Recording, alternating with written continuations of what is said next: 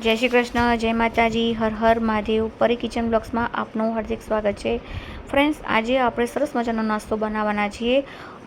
વધેલી રોટલી હોય, ઠંડી રોટલી હોય, તેનો ઉપયોગ કરીને આ નાસ્તો બનાવવાના છીએ અને 4-5 મિનિટમાં બની જાય છે।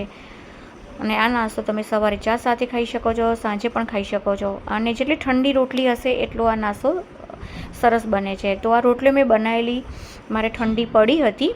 હવે એનો ઉપયોગ કરીને આપણે નાસ્તો બનાવીશું।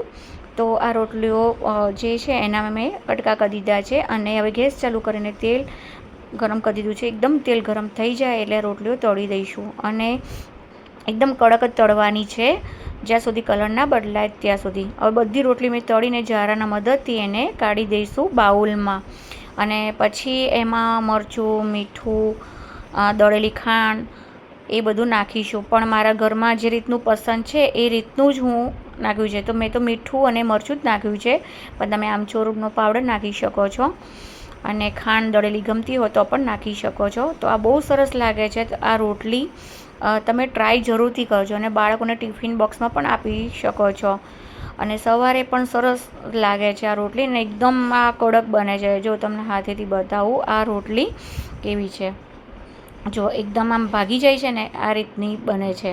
તો તમે જરૂરથી ટ્રાય કરજો અને તમારા મિત્રો અને ગ્રુપમાં શેર કરજો અને પ્લીઝ જે લોકો નવા છે તો સબસ્ક્રાઈબ, લાઈક, શેર કરજો।